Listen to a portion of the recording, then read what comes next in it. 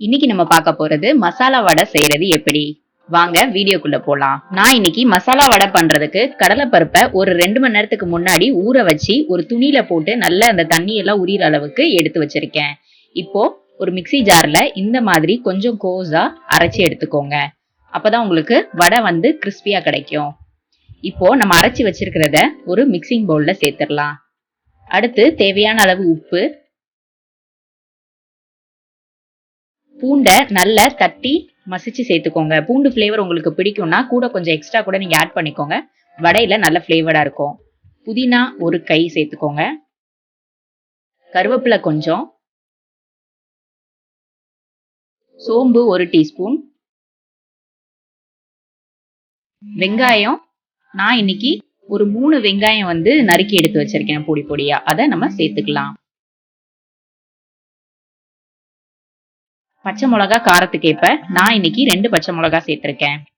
இது எல்லாத்தையும் இந்த மாதிரி கை வச்சு நல்லா ஒண்ணா கலந்து விட்டுக்கோங்க.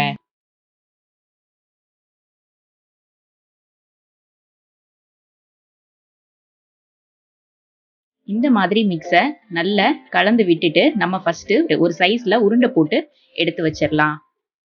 இந்த மாதிரி ஒரே அளவுல நம்ம இருக்கிற மாவு எல்லாத்தையும் உருண்டை போட்டு நம்ம முதல்ல எல்லாம் ரெடி பண்ணி வச்சிட்டோம்னா அப்படியே எடுத்து நம்ம வடை போடுறதுக்கு ரொம்ப ஈஸியா இருக்கும். இப்போ எண்ணெய் காஞ்சிருச்சு. நம்ம இப்போ வடையை தட்டி போட்டுடலாம். இந்த மாதிரி நல்ல கையில உள்ளங்கையில வச்சு தட்டி எண்ணெய் காஞ்சதும் அதுல ஒன்னொன்னா போட்டுருங்க.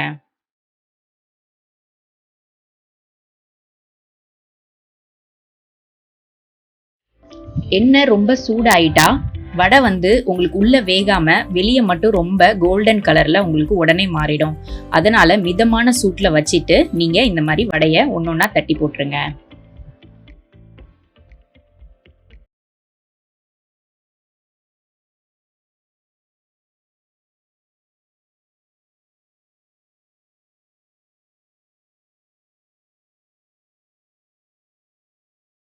இந்த மாதிரி வடைய அப்பப்போ நல்லா திருப்பி போட்டுக்கோங்க.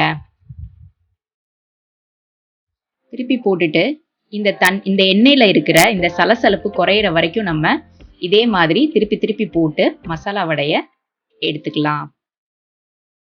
பாருங்க, இப்ப கொஞ்சம் கோல்டன் ப்ரௌன் ஆக ஆரம்பிச்சிருக்கு. இப்போ பாருங்க, எல்லா வடையும் ஒண்ணு போல கோல்டன் ப்ரௌன் ஆயிடுச்சு. இன்னும் கொஞ்ச நேரம் நம்ம இது மாதிரியே இதே மாதிரி எண்ணெயில விட்டோம்னா உங்களுக்கு வெளியே நல்ல கிறிஸ்பியான வடை கிடைக்கும்.